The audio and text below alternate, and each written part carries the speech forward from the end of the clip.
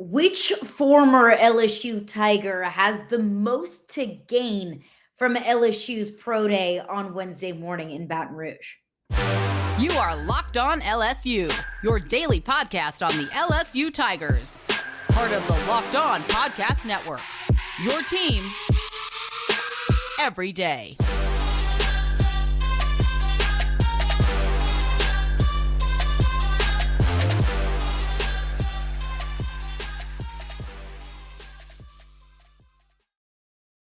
All right, what's up, y'all? Welcome into Locked On LSU. Thank you for making us your first listen every single day. We are free and available wherever you get your podcasts. Plus, do not forget that you can also check us out on YouTube as well. Locked On LSU on YouTube. Hit that subscribe button, and then you'll get notified on the latest from all things LSU. LSU's Pro Day is going down on Wednesday morning in Baton Rouge, and there's going to be general managers and coaches and scouts from several different teams across the NFL. It's going to be riddled with reporters from ESPN and the SEC Network and NFL Network. It is a full event. And all eyes are going to be on Jayden Daniels. All eyes are going to be on Malik Nabers. But there are 11 other LSU Tigers that have a ton to gain credibility and interest across the NFL as the NFL draft approaches in just about a month or so at the end of April in Detroit. But today's edition of Locked On LSU is brought to you by FanDuel. Make every moment more. New customers join today, and you'll get $200 in bonus bets if your first bet of $5 or more wins. So visit FanDuel.com/locked on to get started.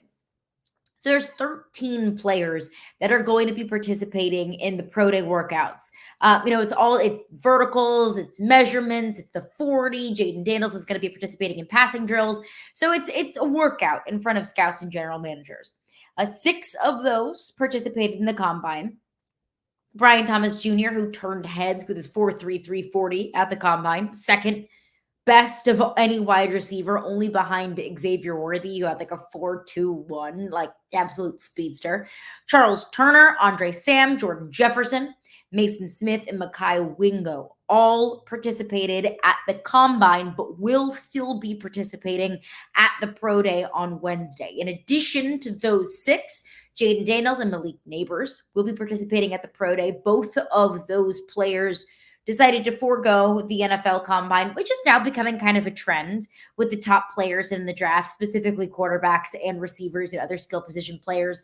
Like if you're going to be a projected top 5, top 10 pick, the new trend is, well, I don't have to do anything that's going to hurt my draft stock. We saw it with Caleb Williams, who didn't participate in the Combine, who didn't release his medicals. We saw it with Marvin Harrison Jr., who didn't do anything at the Combine, is not going to do anything at his Pro Day, didn't even show up to his media availability at the Combine. It's basically like, I know I'm going to be a top 5 pick, so I don't need to partake in any of this. Whether you agree with it or not, it is what it is. So Jayden Daniels and Malik Nabers, this will be their first opportunity to do those workouts, to run the 40 in front of scouts. And then Omar Spates, Ovia Gufo, Jay Brandlett, special teams matter too. Noah Kane, Gregory Clayton, and John Emery will be there as well. But of course, we know John Emery is hurt, so he will not be participating in the workouts, but he is an NFL draft eligible player. But of all of those players and of all of the eyes that this Pro Day is going to get and the notoriety that these players already have, which player has the most to gain from the Pro Day on Wednesday? I have 2 players in mind, one offensively and one defensively. But let's start with the defense. The first player that comes to mind for me when someone might ask me, hey, Caroline, who do you think has the most to gain? Who do you think doesn't have high enough draft stock quite yet that maybe the NFL world doesn't know about, but you do or we do as LSU fans? The first player that comes to mind for me that I think can really help himself is Mason Smith. Mason Smith has first round size. He's 6'6", 315 pounds. The man's a monster. You know it, and I know it, that he just has the physical traits that you don't find very frequently. He has the physical traits and the physical makeup of an elite player, not just at the college level, but at the NFL level as well. That he has that rare combination of size and speed. That, yeah, he's over 300 pounds, but he can move his feet like a wide receiver who's, 180 could move his feet. That he's got speed, he's light on his feet, but man, is he vicious. You and I, we know that. We know what the potential of Mason Smith could have been, but it didn't. That's what general managers and scouts across the NFL see. They see the measurables, they see the size, but they also see the tape. And they also see the stats, they see the numbers.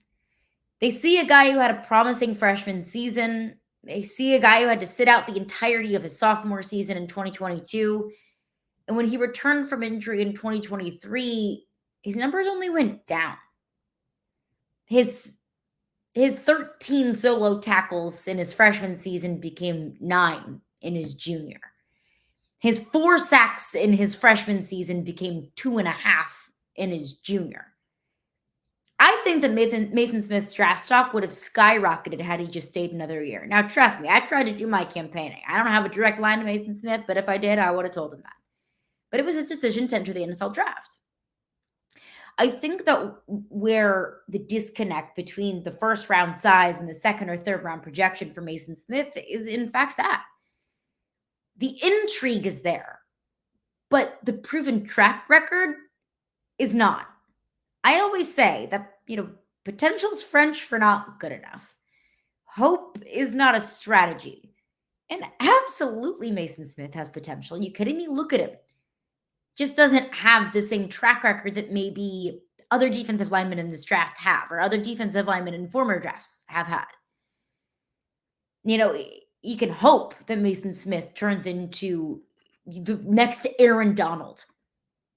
But again, hope's not a strategy. But I think the more and more that Mason Smith is able to show, and he's not going to be able to show it in a game setting until his rookie season in the NFL. But the combine and his pro day is the next best thing. For these scouts and these GMs to get their eyes and their hands on Mason Smith, to be able to see what we know he's capable of doing.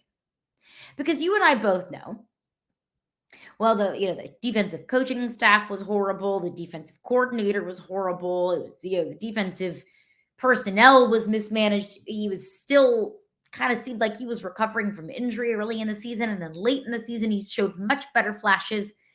We all watched that Wisconsin game. We all knew that it came down to a defensive stop in Wisconsin's final possession of that game. And who came up with said stop? It was Mason Smith. So we know what he's capable of. It's just the stats and the box score don't reflect it. So what Mason Smith can do for himself on Wednesday is show that, look, it's not just a size and it's not just potential. Like, I can be a difference maker for your ball club. So I think that on Wednesday for Mason Smith, I don't think it's going to be enough to get him into the first round, frankly, because it just feels like a very offensively motivated first round of this draft with how deep and stacked the wide receiver position is and the offensive line positions and how much quarterback intrigue there really is. But could Wednesday be the difference between Mason Smith being an early day 2 guy versus a late day 2 guy? I think it absolutely could be. But there's another player that I have in mind. Another player that I didn't think would need to do more selling of himself, but with more discussions that I've had with people that are more dialed into the NFL side of things versus the college side of things, it's made me think a little bit more. So another player that could really help his draft stock. We'll get into that coming up next after just a few words from our sponsors.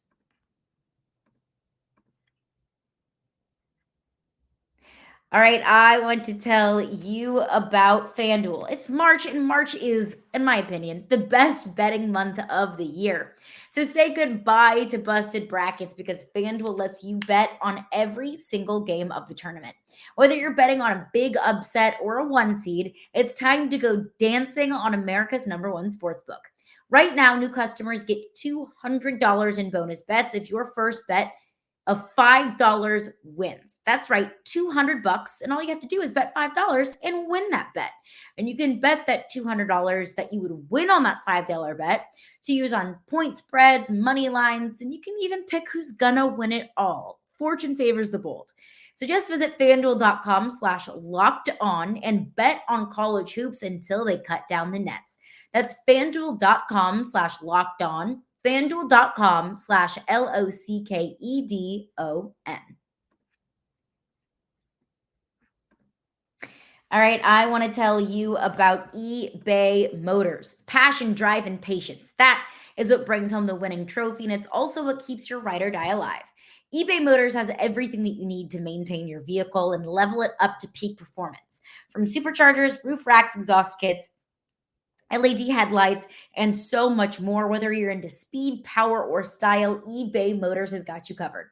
With over 122 million parts for your number one ride or die, you will always find exactly what you're looking for. And the eBay Guaranteed Fit, your part is guaranteed to fit your ride every single time, or your money back. Because with eBay Motors, you're burning rubber, not cash.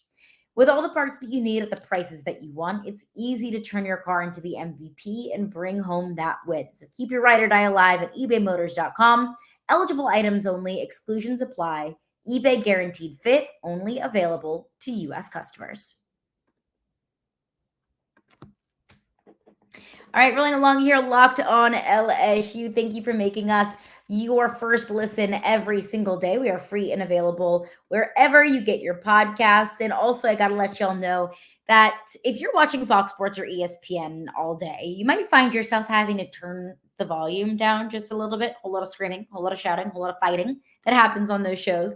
So make the switch to Locked On Sports today. It's a free 24/7 sports streaming channel programmed for you every single day to bring home the biggest stories without all the screaming. Locked On Sports today brings you can't miss analysis, opinions, and news streaming 24/7 on YouTube or the free Amazon Fire TV channels app. Part of the Locked On Podcast Network, your team every single day. All right, rolling along here.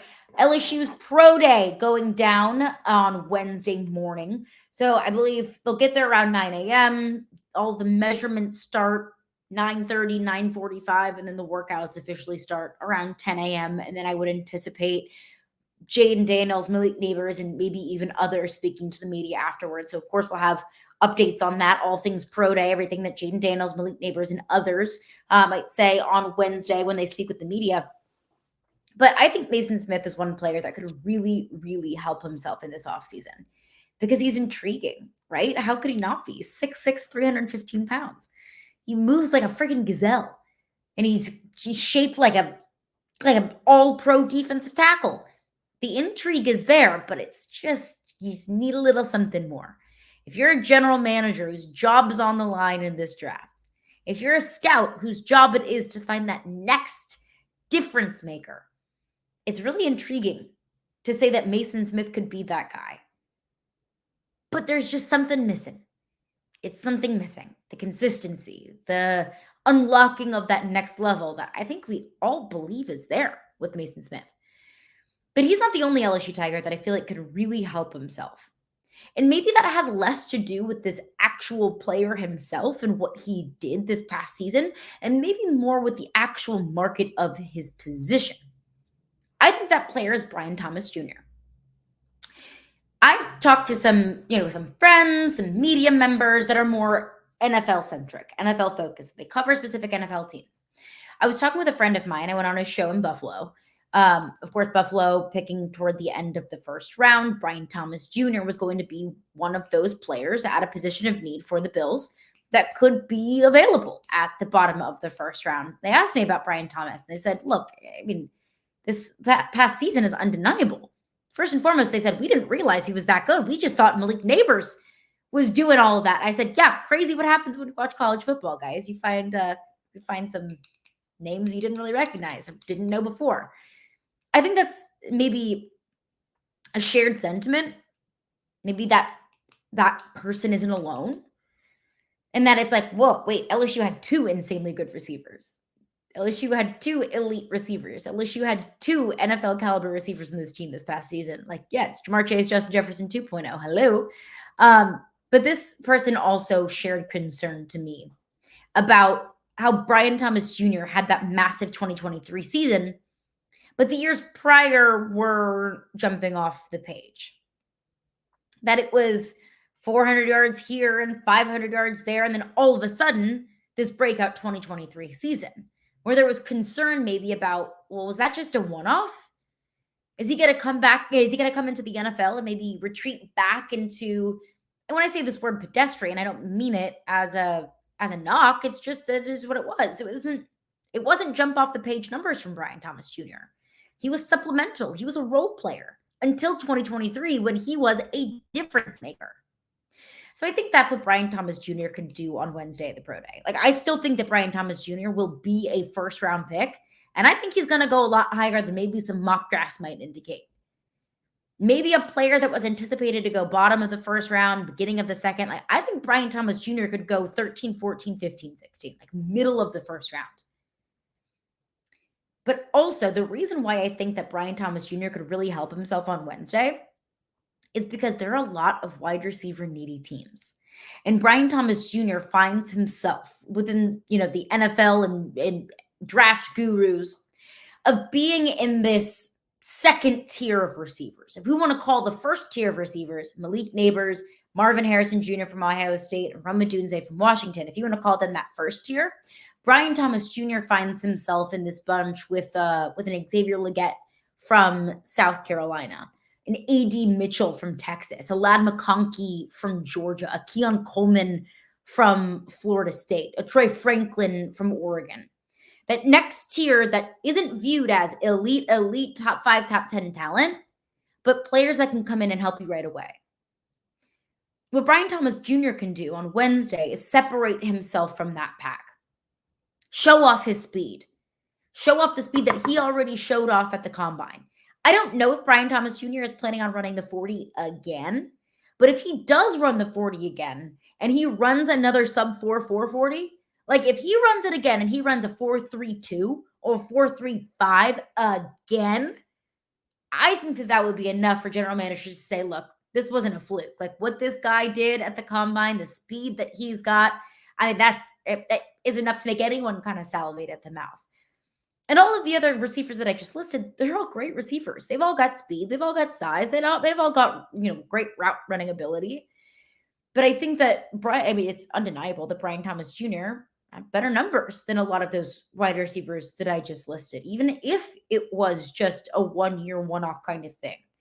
Because what you and I both know is it wasn't like Brian Thomas was getting a ton of opportunity and just wasn't getting the ball or was dropping footballs. No, he was just sitting behind really good receivers who got the opportunity and got the benefit of the doubt over him until 2023 when it was really his time to shine.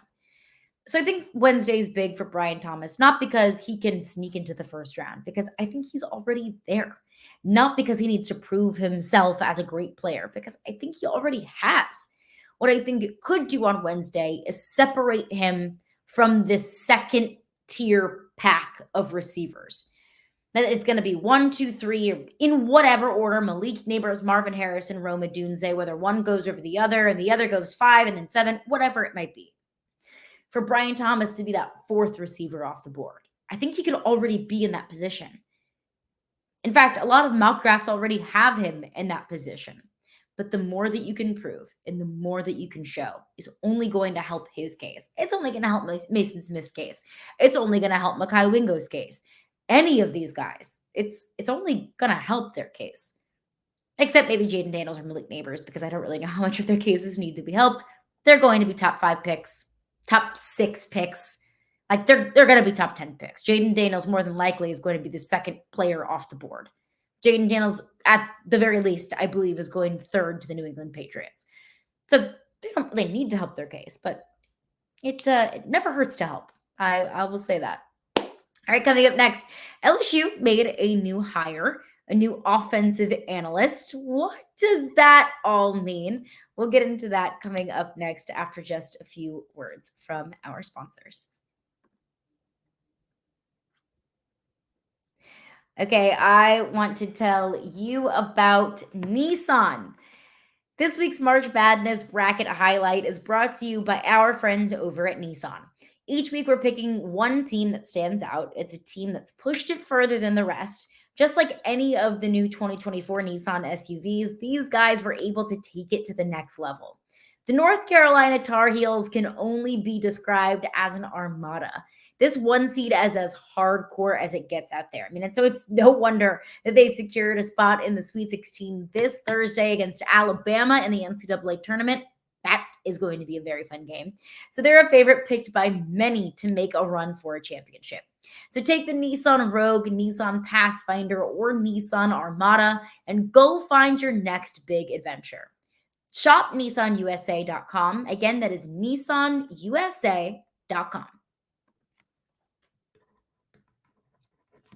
All right, rolling along here, Locked On LSU. Thank you for making us your first listen every single day. We are free and available wherever you get your podcasts. And a little bit of news coming out on Tuesday afternoon. LSU has made a new addition to their offensive coaching staff, or rather, offensive analyst staff. And it's a name that might sound awfully familiar to you.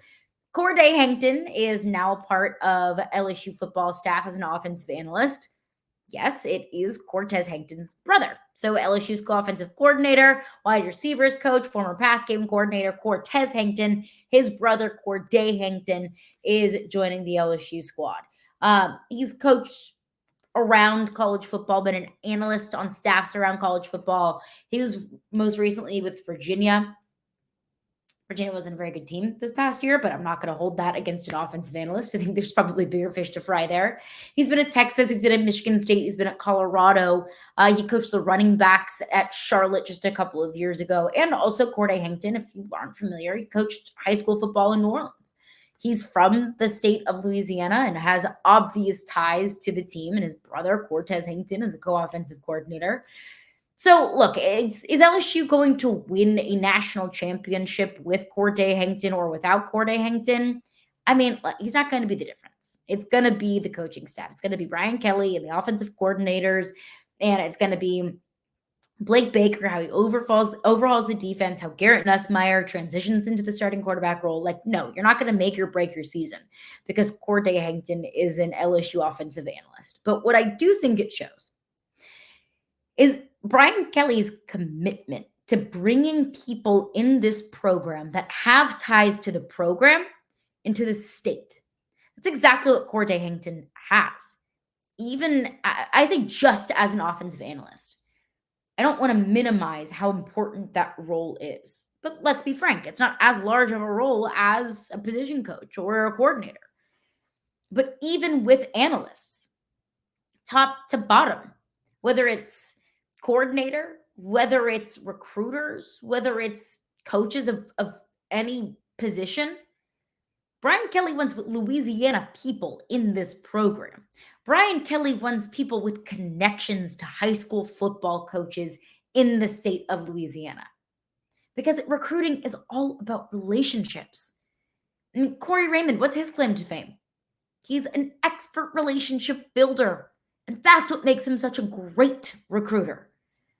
So it's not an earth-shattering move that I think all of a sudden changes the offense, but just continues to prove to me that Brian Kelly's commitment to building this team, not just with players from the state of Louisiana, but with coaches from the state of Louisiana, that is his priority, that he is practicing what he promised he would preach, and that is building a foundation through Louisiana.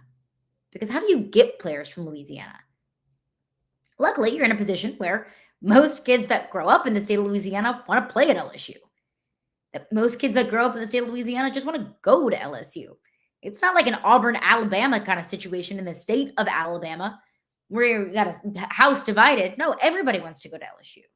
But there are also a lot of players that want to look elsewhere, that aren't married to LSU. I think James Simon is a good example of that. So that's where the relationships come in. Is not only do I get to stay home, but I also get to play for somebody that my high school coach really adores. I also get to play with somebody that my high school coach trusts. I get to play with somebody who has been where I am, who has been where I have been. And I think that's valuable. So again, is this an earth-shattering, game-changing, team-changing, oh my goodness, watch out, Georgia and Texas, here comes LSU because Corday Hankton's on the staff? No. But I think it's more of a holistic approach, rather, to me, of when Brian Kelly says he's going to do something, he does it. And that's important. That's going to do it for me today. Thank you for making Locked On LSU your first listen every single day. We're free and available wherever you get your podcast. Coming up on tomorrow's edition of Locked On LSU, we heard from several players on spring practice. We heard from Brian Kelly about spring practice. We will get into a full spring practice recap, a full spring practice breakdown, a press conference breakdown on tomorrow's edition of Locked On LSU.